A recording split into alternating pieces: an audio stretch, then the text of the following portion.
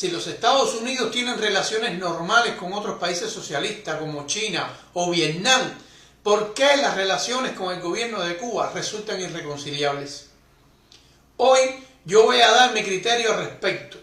Nada ocurre sin una causa y cada causa tiene sus consecuencias equivalentes. Estados Unidos es indiscutiblemente un país de migrantes.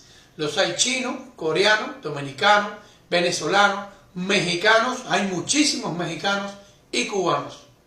Estadísticamente, los cubanos ocupan el 7º lugar en cantidad de migrantes en los Estados Unidos. México encabeza la lista, seguido de la India y de China. La cantidad de migrantes cubanos empezó a crecer rápidamente después del triunfo de la Revolución Fidelista. Los primeros migrantes estaban conformados por aquellos que huían para evitar enfrentar el proceso judicial en su contra, seguido de los perjudicados por las nuevas leyes revolucionarias. Posteriormente, a medida que el sistema político y económico de la nación se fue definiendo, empezaron a emigrar aquellos que vislumbraban su futuro fuera de la isla. Pero ya desde el principio, el gobierno revolucionario discriminó, despojó de sus pertenencias y propiedades, denigró, expulsó de sus empleos, maltrató de obra y de palabra a aquellos que decidían abandonar el país de forma definitiva y les negó la posibilidad de volver a pisar la tierra que los vio nacer, ni siquiera por razones humanitarias. Los llamó despectivamente gusanos y apátridas, aunque sus motivaciones no fueran políticas, sino económicas o de reunificación familiar. Las medidas contra ellos incluso tuvieron un alcance extraterritorial.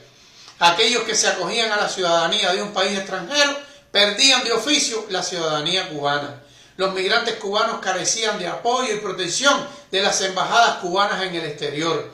Se trató por todos los medios de cortar los lazos familiares entre los cubanos migrantes y los cubanos residentes en la isla. Se borró de la lista de personalidades célebres y se ignoraron los éxitos de talentos cubanos extraordinarios en las áreas de la cultura, el deporte y todas las demás, solo por el hecho de haber migrado. Muy conocidas son las expulsiones, discriminaciones, agresiones físicas, mitines de repudio, ofensas y muchas otras barbaridades que se cometieron cotidianamente contra los que deseaban emigrar, y todo ello bajo la mirada cómplice del gobierno que había dado la orden. ¿Fueron acaso los migrantes vietnamitas, chinos, mexicanos o indios sometidos a tales prácticas inhumanas por parte de los gobiernos de sus propios países? Y hay un segundo y muy importante factor. La comunidad cubana hizo de los Estados Unidos la patria que le fue negada, sin olvidar ni renunciar jamás las raíces de su tierra natal, y allí plantaron su bandera.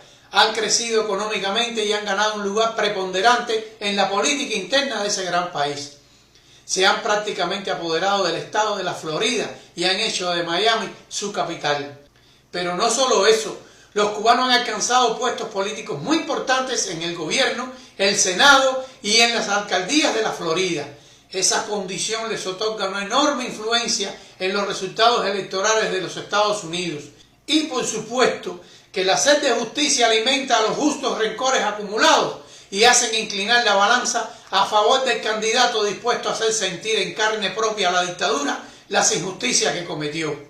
La comunidad cubana logró convertir al llamado bloqueo por unos y embargo por otros en ley federal, para que ningún presidente tuviera la prerrogativa de anularlo con su firma, como la dictadura insiste en hacer creer a la opinión pública.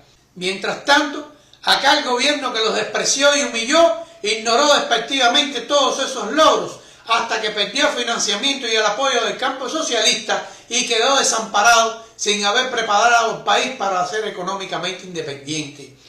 Solo entonces empezó a valorar el poder financiero y político de los otrora asquerosos gusanos e hipócritamente empezó a flirtear con ellos, culpando a otros de sus propios errores y hablando de puentes de amor donde antes solo destilaba odios.